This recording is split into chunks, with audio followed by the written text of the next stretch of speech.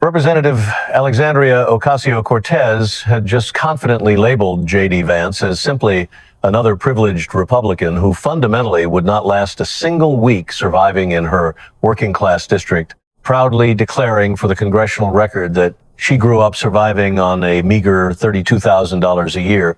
When Vance finally responded, his voice filtered through the committee microphone the exact same way it came through every single microphone he ever spoke into, entirely level, completely unhurried, and heavily carrying the distinct, unvarnished flatness of Southern Ohio, a specific regional cadence where the vowels stubbornly refuse to rise, the consonants absolutely do not bite, and the spoken sentences come out sounding exactly like someone dryly reading a printed price tag.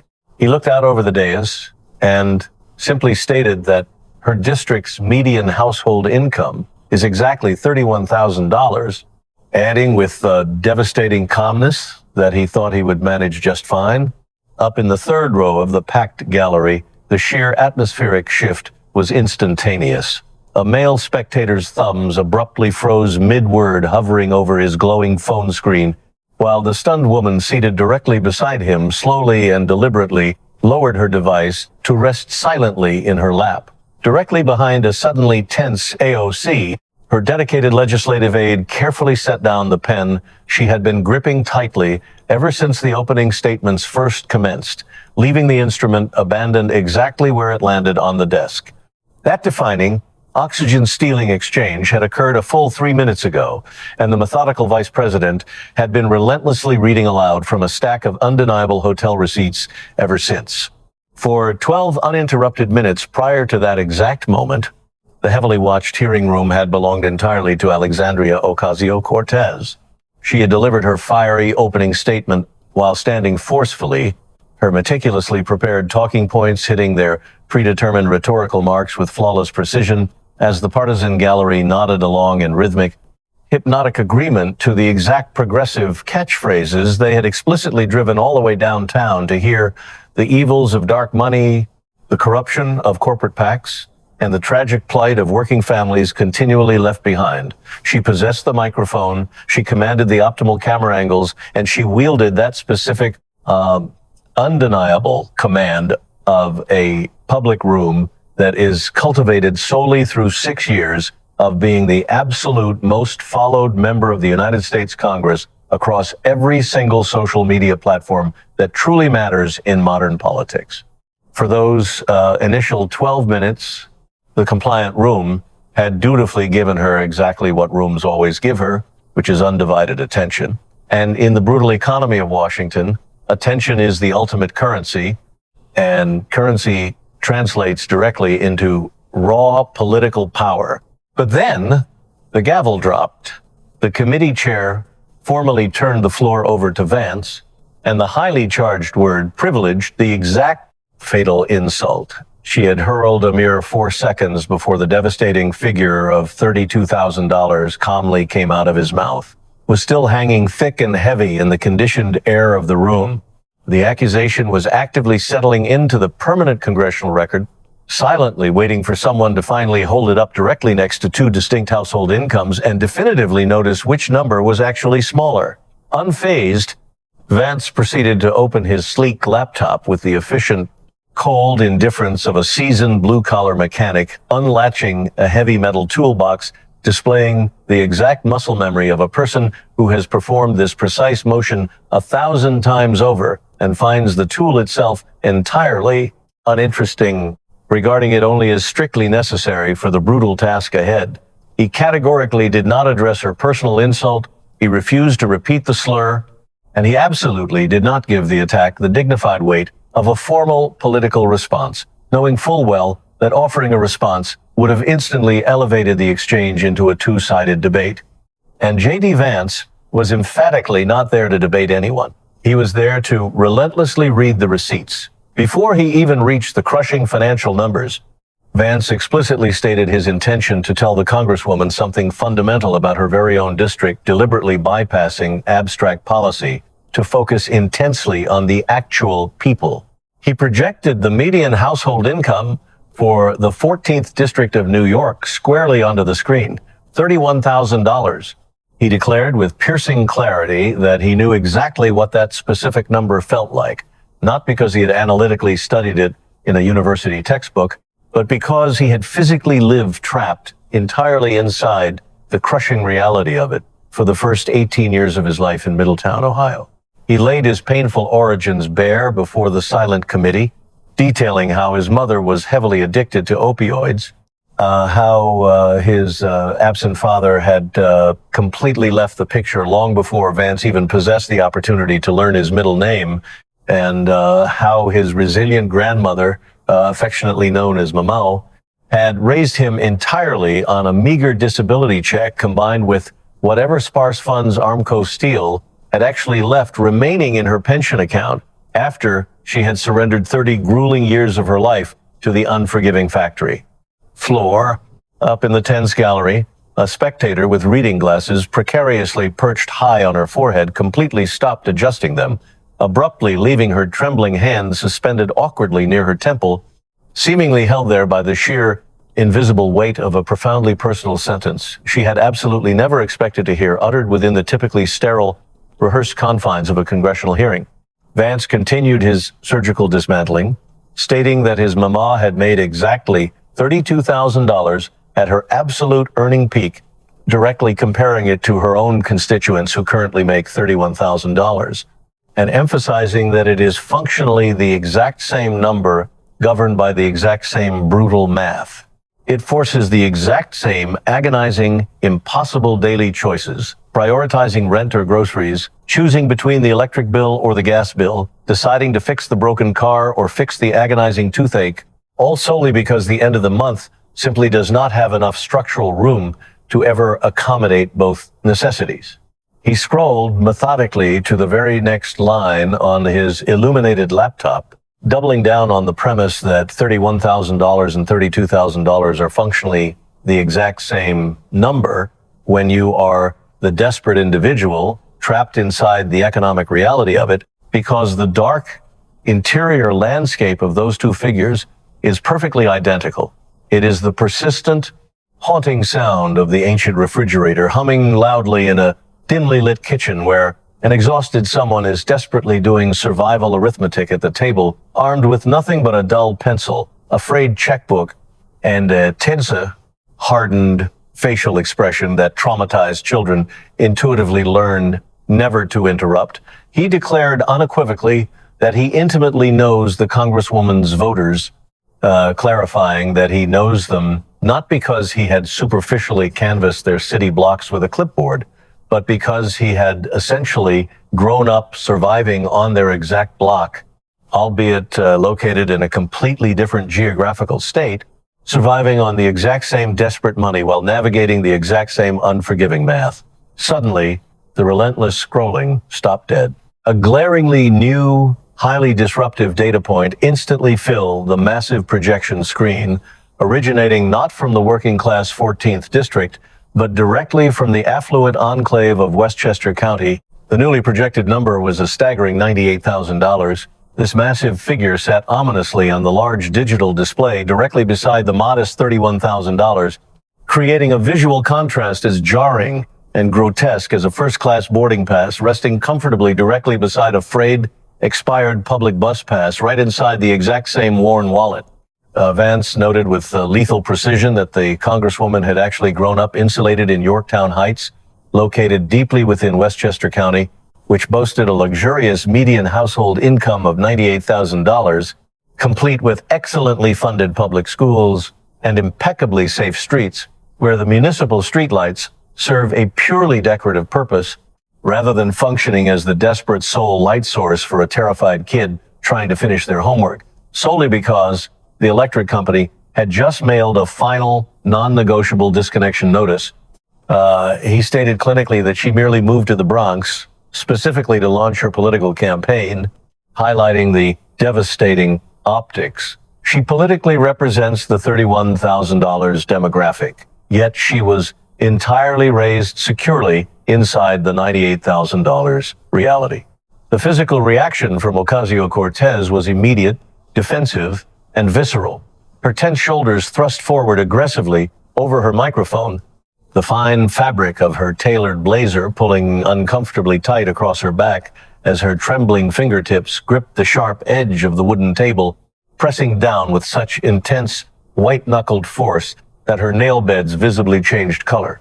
She defensively fired back into the microphone that she had indeed moved to the Bronx, that she had lived deeply within the community, and that she had legitimately worked as a bartender there. Vance, completely unbothered by the rising panic, effortlessly parried the frantic defense, dryly noting the fundamental difference in their respective American trajectories. She had moved down from $98,000 to represent $31,000, whereas he had brutally fought his way up from $32,000 to reach the elite halls of Yale Law School. They had absolutely both moved.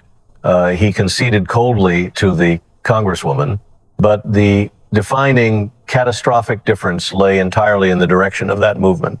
Up in the silent gallery, the woman who had left her reading glasses resting on her forehead finally brought her trembling hand down to her lap, folding it protectively over her other hand in profound realization.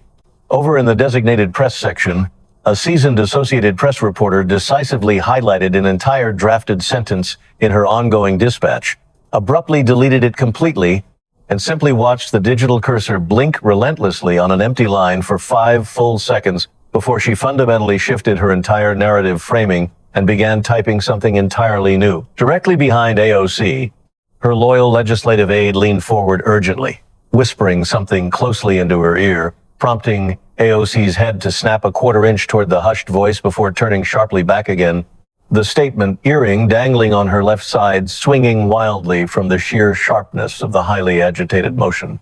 Vance, entirely impervious to the rising panic rippling across the dais, simply scrolled to the next damning section on his laptop. The rhetorical transition occurred the exact way all of Vance's transitions occurred that day, utterly without warning, without any formal announcement, and without even taking a single breath between topics, as the hard financial data simply continued to flow because the data was one massive, continuous stream lacking narrative chapters. It contained absolutely nothing but hard, undeniable receipts. The screen immediately illuminated with a staggering ledger of expenditures, beginning with the lavish Vara Hotel and Spa in Las Vegas, bankrolled entirely by campaign funds at a staggering rate of $3,500 per single night. In the fourth row of the gallery, a woman proudly wearing a Puerto Rican flag pin carefully removed her phone and placed it entirely face down on her knee in quiet disgust. Vance deliberately contextualized the grotesque luxury, noting that his mama's entire monthly mortgage was exactly $870, a vital survival bill she paid faithfully for 30 grueling years, never once missing a single payment, not even during the harsh, freezing month when she deliberately chose to pay the mortgage over the electric bill simply because the modest house was exactly where her beloved grandchildren slept, and the safety of her grandchildren inherently mattered vastly more than keeping the lights on. He pointed out the devastating math to the silent room. $3,500 equates to 4 entire months of that survival level mortgage. Just one single night of elite indulgence in Las Vegas equaled 4 full months of desperately keeping the family home secure. The relentless ledger continued mercilessly. The Leo Kent Hotel, a boutique high-rise located in Tucson, Arizona, clocking in at $3,100 per night, an exorbitant amount. Vance dryly noted is exactly equivalent to an entire semester's worth of required textbooks and educational supplies at a typical state university, precisely the kind of affordable institution the Congresswoman's struggling constituents desperately try to send their children to, if they can even afford to send them at all. Next came the Hotel Palacio Provincial in San Juan, featuring multiple luxurious stays totaling $4,000. Vance instantly translated this figure into 5 full months of essential groceries for a struggling family of 4 living in the Bronx, shopping daily at the very bodegas the Congresswoman's sleek motorcade routinely breezes past on its expedited way to LaGuardia Airport. He then highlighted an exorbitant sushi restaurant located in New York City, featuring an elite 1-for course tasting menu priced at an astonishing $150 per person, At this precise moment, something subtle yet profoundly shifting occurred within Vance's voice. It did not grow significantly louder or softer, but it grew noticeably closer, taking on the intimate, haunting resonance of a voice that shifts from merely reading a sterile financial spreadsheet to vividly remembering a childhood kitchen. He noted that the working-class people he grew up alongside in Middletown, Ohio, certainly did not eat extravagant sushi. They celebrated at a local Applebee's on special birthdays, assuming there even was a dedicated birthday dinner, which absolutely did not happen every single year because such modest dinners cost $40. He elaborated that $40 represented the total combined cost of the critical phone bill and the necessary gas bill, and successfully paying both of those vital bills in the exact same month actually meant that something in their chaotic, impoverished lives was finally going right. The grand total of luxury hotel expenditures projected brightly on the screen reached an astronomical $53,500 in 2025, all funded entirely by grassroots campaign donations harvested from earnest working people who genuinely believed they were financially contributing to a righteous fight for their own economic survival. Then, a devastating internal campaign email from March 2025 abruptly appeared on the massive projected screen sent directly from the campaign scheduler to the designated travel coordinator.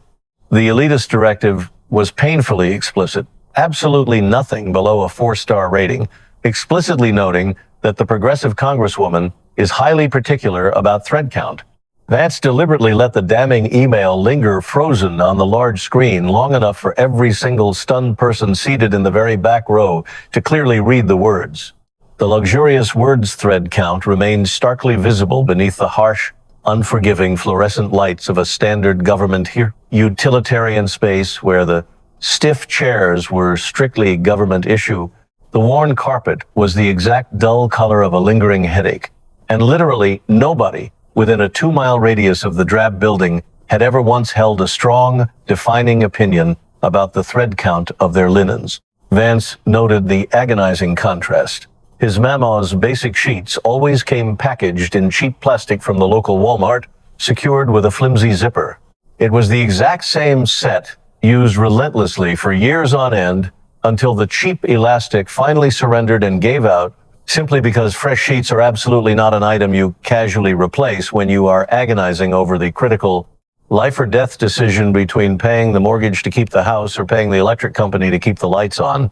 Utterly cornered, AOC defensively grabbed the stem of her microphone, wrapping her entire hand forcefully around it rather than merely resting upon it, gripping the sleek metal exactly the way a terrified person tightly grips a sturdy railing when the very floor beneath them violently shifts and gives way. She loudly and indignantly accused the vice president of deliberately weaponizing his tragic background, using his painful history as a cynical political prop to score cheap, manufactured points against a progressive woman who actually represents the working class. Vance instantly countered, his tone incredibly steady and lethally piercing, stating that his background was absolutely not a weapon. His background was quite literally her exact district, merely located in a completely different geographical zip code.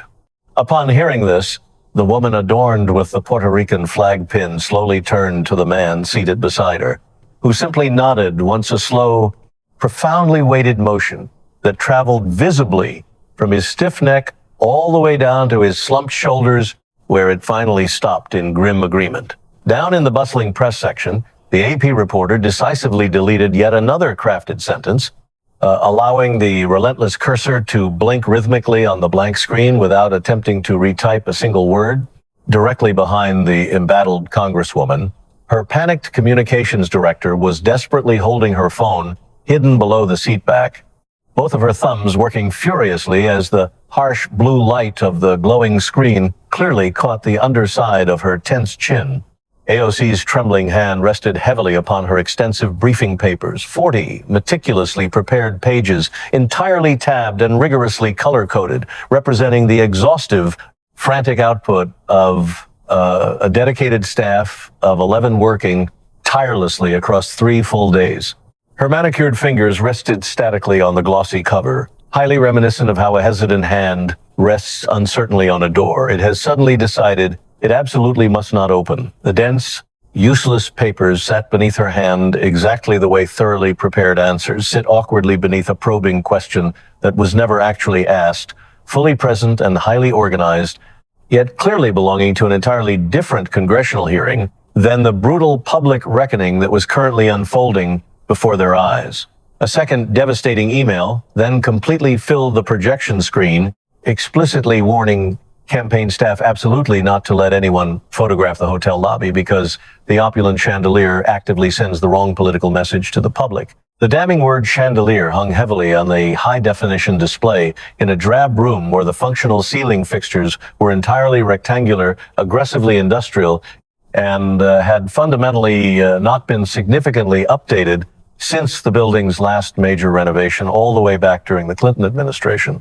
The vast, unbridgeable distance between a luxurious chandelier that sends the wrong political message and a cheap Walmart sheet set secured with a zipper was absolutely not a distance that required measuring by any narrator. Every single person seated in the silent, suffocating gallery was actively measuring that massive distance themselves, completely involuntarily engaging in the harsh private arithmetic that always happens when two starkly contrasting objects from two entirely different worlds abruptly appear on the exact same screen at the exact same time.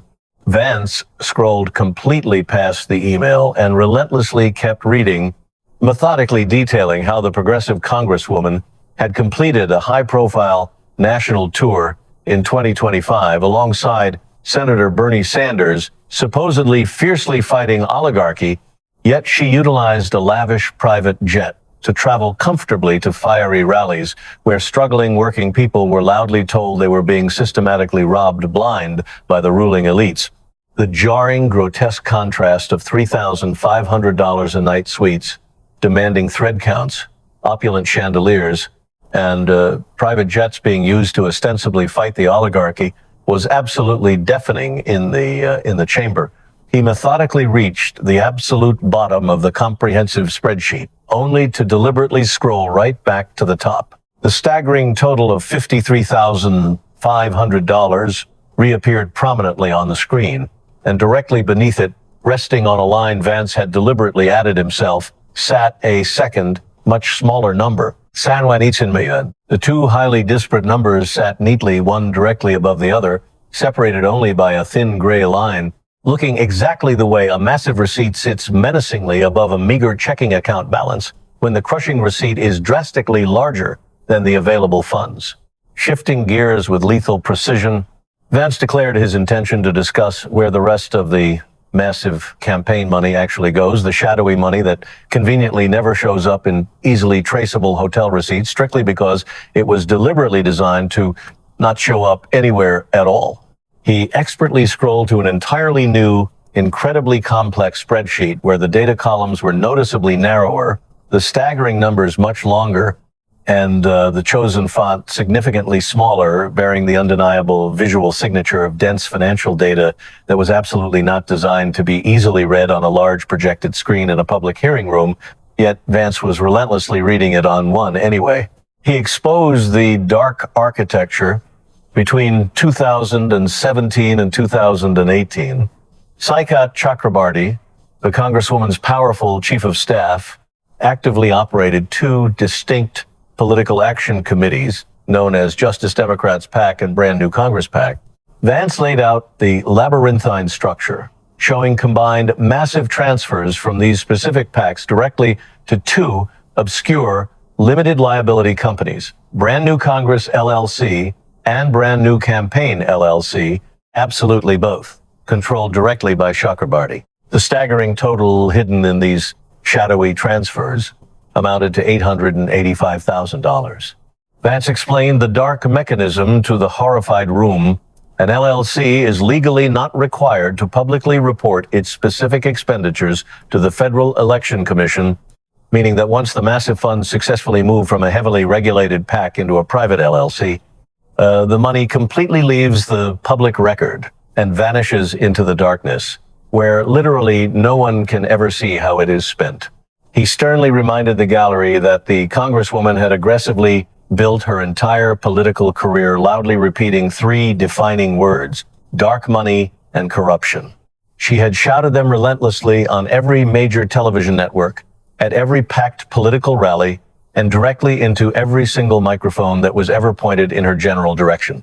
Yet, exactly while she was fiercely saying those exact words, a staggering $885,000 was quietly passing straight through opaque shell companies that answer and report to absolutely no one. To put the sheer magnitude of the hidden wealth into stark perspective, Vance noted that in Middletown, Ohio, $885,000 is equivalent to 28 agonizing years of his mama's grueling factory salary. It represented 28 entire years of jarring 5:00 a.m. alarms, bone-breaking labor on the unforgiving factory floor, and stubborn steel shavings permanently embedded in your hair that simply refuse to wash out in a single shower and sometimes stubbornly remain even after two. That staggering sum was 28 years of raw human sacrifice, casually denominated in untraceable LLC transfers, utilizing a remote Delaware mailbox and boasting absolutely no functioning website. He scrolled further, dropping the final hammer. Riley Roberts, the Congresswoman's boyfriend, had conveniently received $6,000 directly from brand new Congress PACs specifically for vague marketing services, while between January 2018 and March 2019, Brand New Campaign LLC transferred an additional $127,000 to yet another obscure third entity called Bronx Forward Consulting LLC. This entity was also conveniently registered to a remote Delaware mailbox address, utterly lacking a credible client list, employing absolutely no verifiable employees, showcasing zero professional portfolio, and offering literally no tangible evidence of any actual consulting work ever being performed for anyone. Then another devastating internal email appeared brightly on the screen, sent directly from Chakrabarty to the Congresswoman, with the highly incriminating subject line explicitly reading, "Reporting structure keep offline." Vance loudly read the final damning line of the hidden communication. "If anyone asks, you don't know me that well. We met at an event." The highly incriminating email sat frozen on the glowing screen while the room's strained air conditioning cycled exactly once. A restless camera motor automatically adjusted its sharp focus, and the tense woman seated in the fourth row nervously uncrossed her arms, only to immediately cross them again in the opposite direction. The explosive directive to claim you don't know me that well was undeniably written by the exact same man who comprehensively ran her primary PAC, her shadowy LLC, her massive campaign, and her entire congressional office, specifically directed to the very woman who actually sat right on his own board of directors. Vance drove the lethal point home, stating that in the struggling neighborhoods he personally grew up in, and equally in the tough neighborhoods the Congresswoman supposedly represents, absolutely everyone instantly recognizes the true meaning of that exact sentence. Everyone immediately recognizes exactly what "keep it offline" truly means. Those suspicious words carry the exact same ominous meaning in a Middletown kitchen that they carry on a Bronx street corner.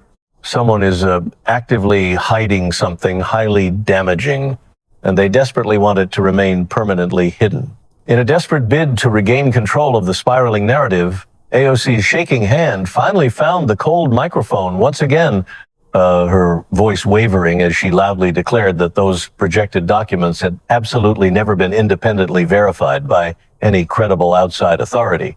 Vance's immediate response was a devastating two-word challenge delivered at the exact same steady volume as every single other word he had spoken since the historic hearing began, "Then verify them."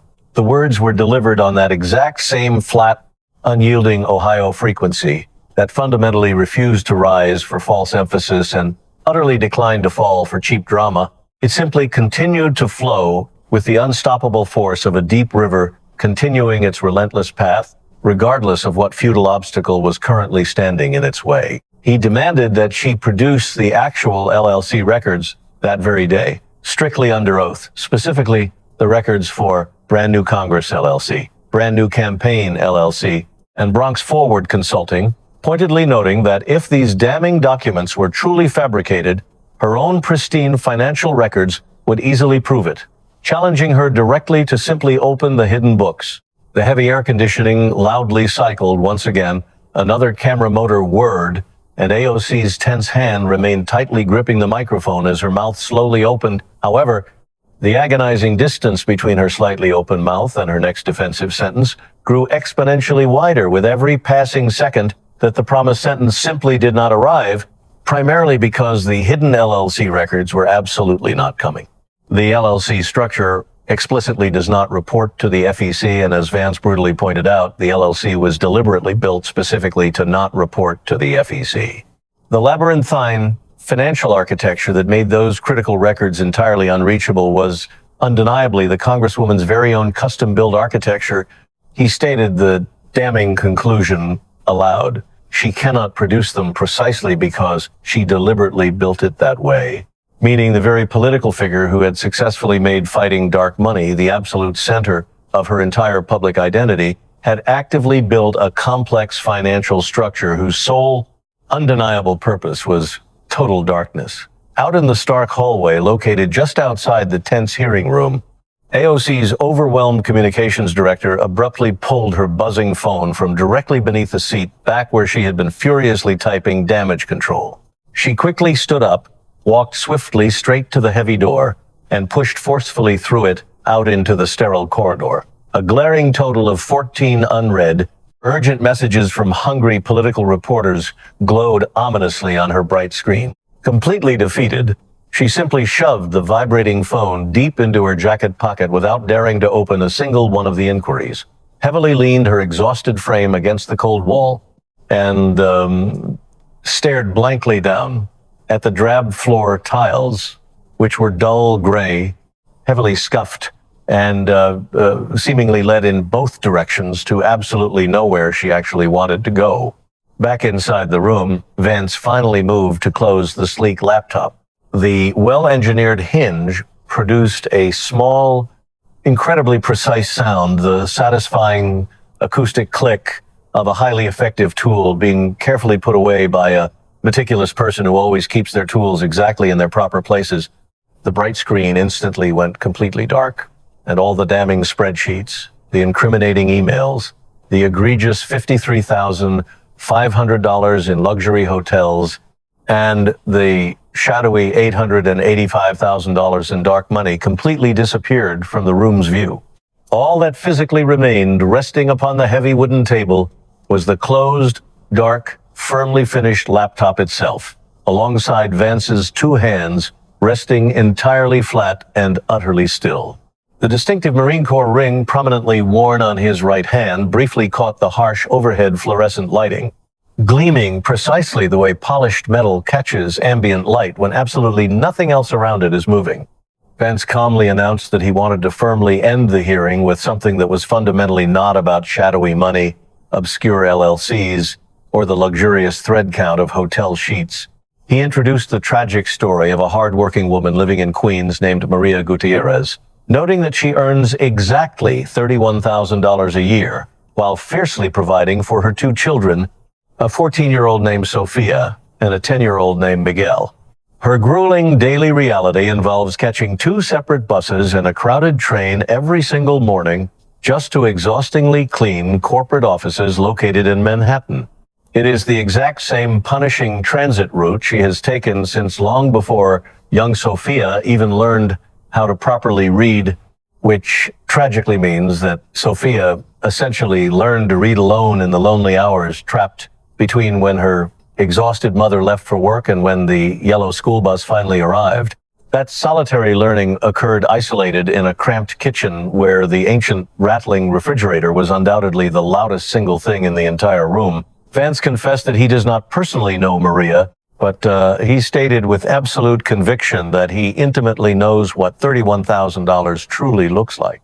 He knows the sheer exhaustion of taking two buses, and he knows the terrifying month when the vital electric power finally goes out and the children's homework must be completed under the dim orange glow of the streetlight shining through the window, simply because the city streetlight never sends a monthly utility bill to the house.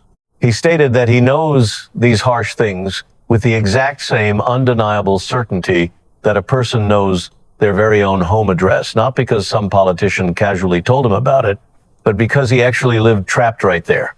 He then pivoted to the devastating political reality. Back in 2018, corporate giant Amazon officially announced the creation of 25,000 high-paying jobs directly within the Congresswoman's struggling district. Maria desperately applied for an entry-level customer service position that promised a life-changing salary of $65,000 a year. Against all odds, she successfully received a preliminary offer letter, proudly printed the precious document, and lovingly taped it directly to the front of her noisy refrigerator. However, in a display of raw political theater, the Congresswoman aggressively fought and ultimately killed the massive economic deal. Amazon packed up and left, completely taking those 25,000 vital jobs away with them. Heartbroken, Maria's once hopeful letter eventually had to come down, and when the adhesive tape was removed, it painfully pulled up a thin, fragile layer of the cheap appliance paint, leaving behind a jarring, bright, rectangular scar right on the main door that is undeniably still visible there 3 full years later. The stubborn mark remains simply because cheap paint never evens out magically on its own, and Maria fundamentally has never had the precious spare time or the extra disposable money to completely repaint an entire refrigerator door. Vance passionately explained that $65,000 means something incredibly specific and profoundly transformative when your entire existence has been brutally capped at $31,000. It practically means that young Sophia no longer has to exhaustingly work long weekends at the local grocery store just to help her mother desperately cover the monthly rent. It means little Miguel finally gets to go on the exciting school field trip with his peers. It means that the humming refrigerator actually has something beautiful proudly displayed on it. Once again, not a mundane school permission slip or a terrifying final utility notice, but an actual letter representing a tangible future. The sacred piece of paper a hopeful child reverently touches every single morning simply because the thick paper stock fundamentally feels completely different from all the other terrifying bills desperately tacked onto the fridge. The crushing reality hung in the air. The Congresswoman's staggering luxury hotel bill for just the year 2025 alone was $53,500, while hardworking Maria makes a mere $31,000. The progressive Congresswoman quite literally spent vastly more money purely on lavish hotel stays in a single calendar year than Maria manages to earn in an entire year of backbreaking labor. Those two highly devastating numbers, $53,500 and $31,000, were absolutely not illuminated on a bright screen anymore since the laptop was firmly closed, but the crushing weight of those numbers remained heavily suspended in the room. They lingered in the stale air exactly the way a strong scent remains, stubbornly trapped in a closed room long after the original source has been physically removed, intensely present, frustratingly impossible to physically locate, and equally impossible for anyone to simply ignore.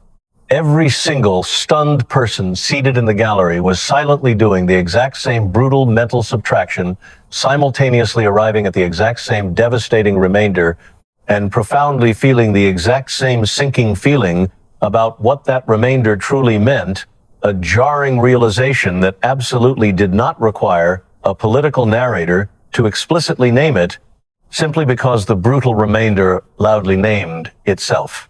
Vance solemnly declared that he originally came from the exact same desperate place where Maria currently is, trapped in the $32,000 reality, relying on the exact same unreliable buses, and governed by the exact same unforgiving math. He noted that it took him the grueling discipline of the Marine Corps, degrees from Ohio State and Yale Law School, and an entire decade of relentless hard work just to successfully navigate the massive journey from his mama's impoverished kitchen to the powerful congressional chair he currently occupied.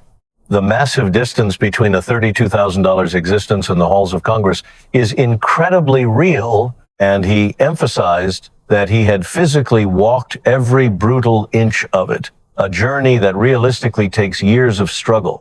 Maria, he noted with rising intensity, was beautifully positioned to instantly cover that entire massive distance in just one single life-changing job, offer one precious letter proudly taped on a humming refrigerator.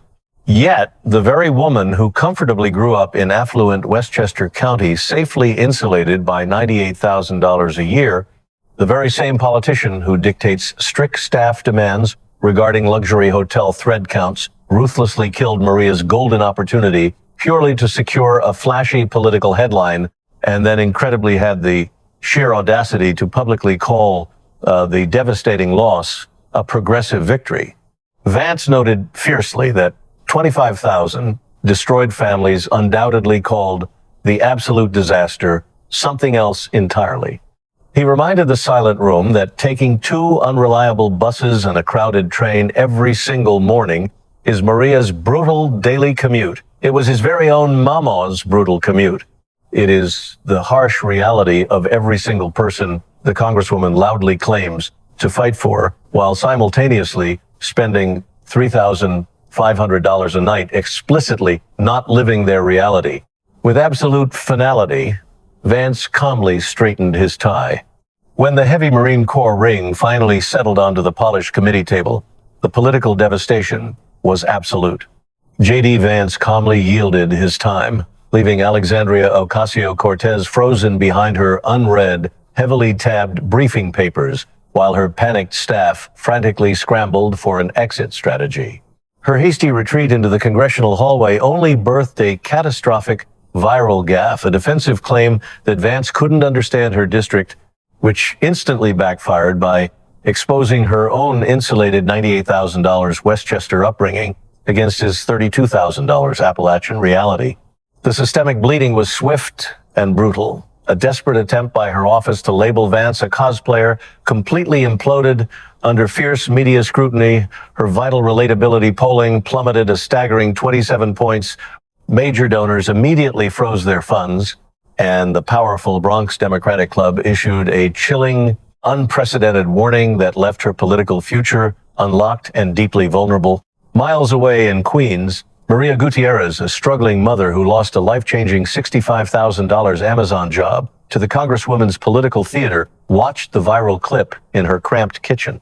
Listening to the haunting, authentic pauses in Vance's flat delivery, Maria recognized the brutal, undeniable arithmetic of poverty that only someone who had truly lived the struggle could ever understand. The once invincible progressive machine is now publicly bleeding out on the congressional floor, leaving the humming darkness of New York politics with one terrifying, unanswered question. It is no longer a matter of if this untouchable empire will fall, but exactly who in the shadows of the Bronx is already quietly sharpening their knives, just waiting for the blood to finally hit the floor.